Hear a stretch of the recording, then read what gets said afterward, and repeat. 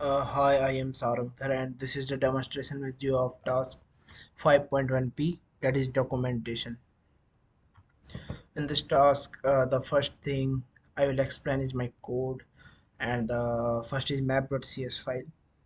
Uh, this is C# class named map within the robot controller API namespace. It represents a map entity with properties such as ID, column, rows, name, description, and all. In this properties, ID represents the unique identifier, column represents the number of columns, rows represents the number of rows, name represents the name of the map, description represents the describing the map, and all. It defines a constructor that initializes the properties of the map entity with provided values for ID, column, row, and description, created date and modified date. So the next code is robot command. This is also same as the map.cs. It is also defining the many properties like int id, name, description. It is representing the unique identifier of command, and string name representing name of the command, string description representing the or describing the command, is move command a boolean indicating whether the command is movement command, and create date object indicating when the command was created, modified date a date time object indicating when the command was last modified. And next is the this is the constructor. It defines a constructor that initializes the properties of the command entity with the provided values for id, name, is move command, created date, modified date, and description.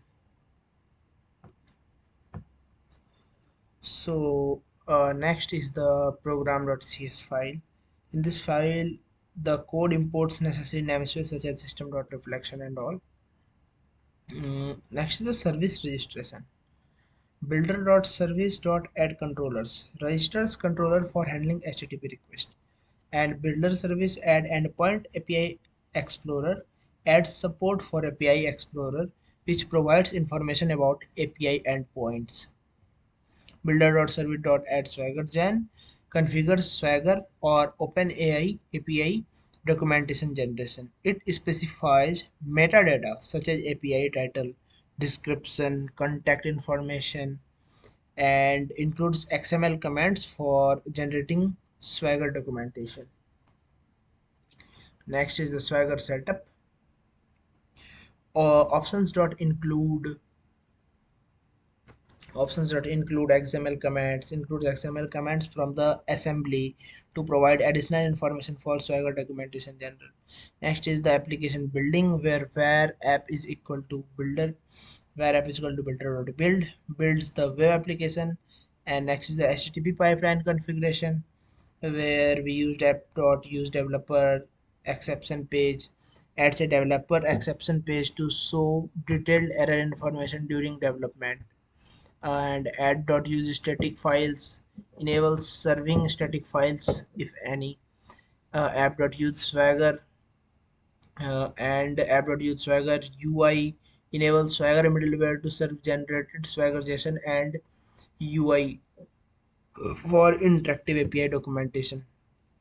Next is app.use HTTPS redirection redirects HTTP request to HTTPS. Next is the use.app.use authorization configures authorization middleware. App.map controllers maps controllers routes. App.run runs the application. Overall, this code setups the ASP.NET Core web application, configures Swagger documentation. So let's come to the next.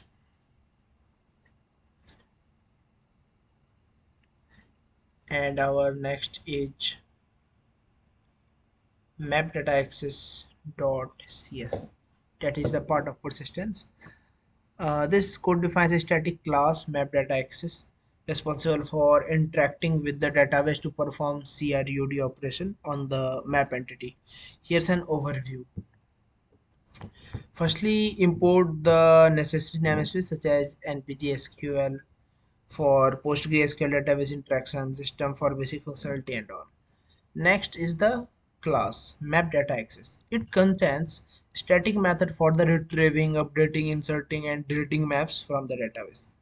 The connecting string field holds the connection string required to establish connection for the PostgreSQL database. Next are the methods where get all maps,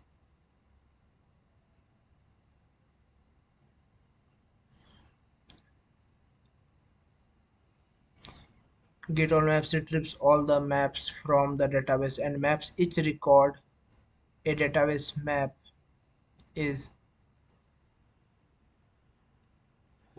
retrieves all maps from the database and maps each record to a map object which is added to a list and returned.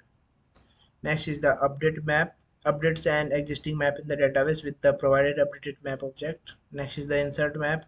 Inserts a new map into the database using the provided map object. And next is the delete. Deletes a map from the database based on the provided ID. And the database interaction. The method utilizes NPG SQL connection to establish a connection to the database and NPG SQL commands to execute execute commands. SQL commands are parameterized to prevent SQL injection vulnerabilities. Execute non-query is used to execute SQL commands that don't return any data. Next is the robot command data access.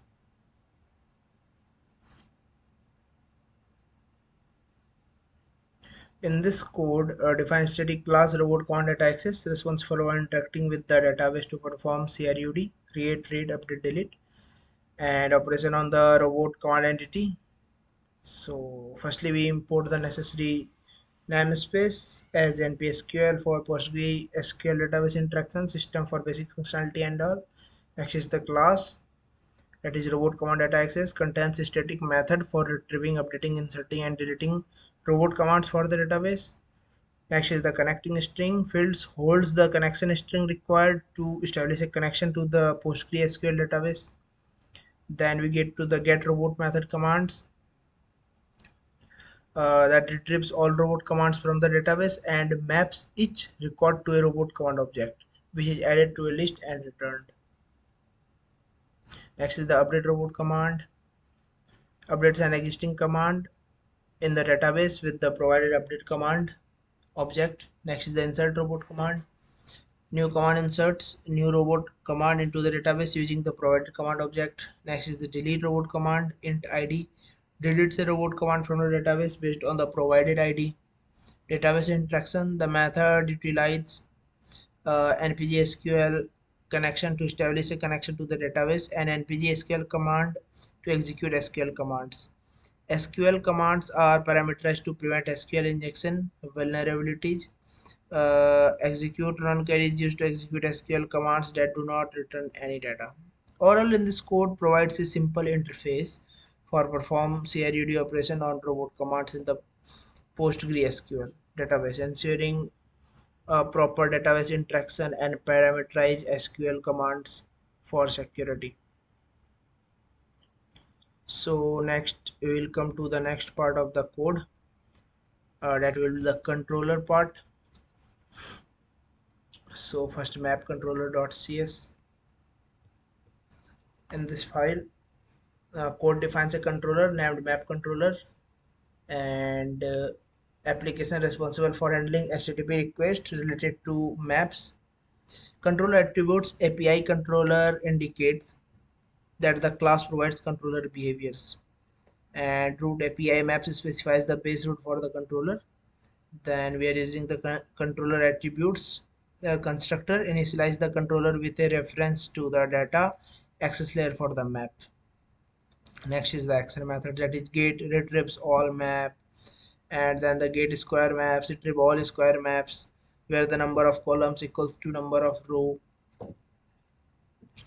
And next is the get int id retrieves a map by its unique identifier. Next is the add map, you can say it's post command which add a new map. Next is the update map. It means we'll have to put http put command that use the id to update an existing map. Next is the delete. Deletes a map by its unique identifier. And last is the check coordinate. Int x, int id, int x, and int y. Checks if the given coordinate are within the boundaries of a map. And each action method is documented with XML commands, providing a summary of its purpose and expected behavior. This helps in generating API documentation. HTTP verbs and responses. Actions correspond to HTTP verbs: get, post, put, delete, and return appropriate HTTP responses. 200 OK, 200 when created, 204 no content, 400 bad request, 404 not found. And let's come to the robot command part. Controller. This is also same like as map control command.cs.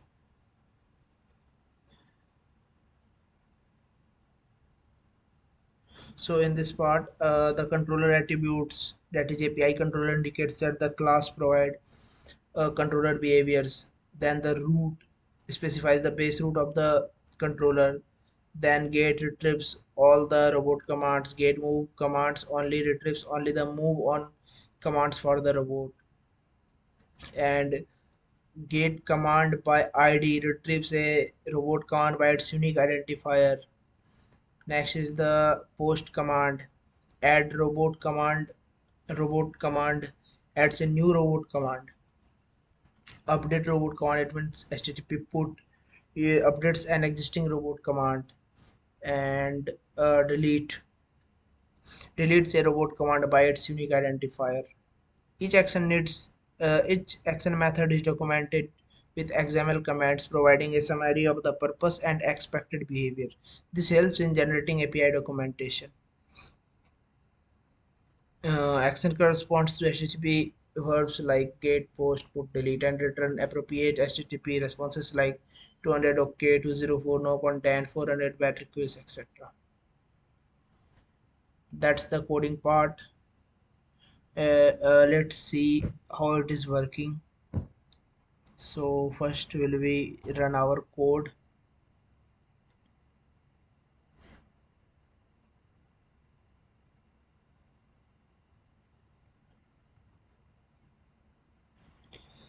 Second we will go to our Swagger.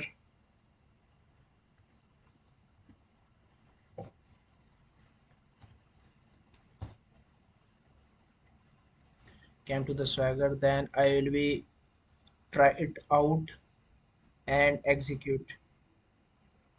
You can see get command is executing properly. 4 5 6, all the commands are here. So we will come to the next, that is post. Try it out. Here is two options: reset or what I want to do. I can reset it from my side, so I can do give the data what I want to put in. So you can check here, we can post from execute button. Next here is the API maps square. So try it out, then execute. You can see it is executing properly. And the next command is the get API maps ID. It means if I will provide any ID, it will give me that. I will give 5. I will give it 5, and then I will execute. You can see here ID 5 is here. If I will change it to the 6, then you can see ID 6 is here.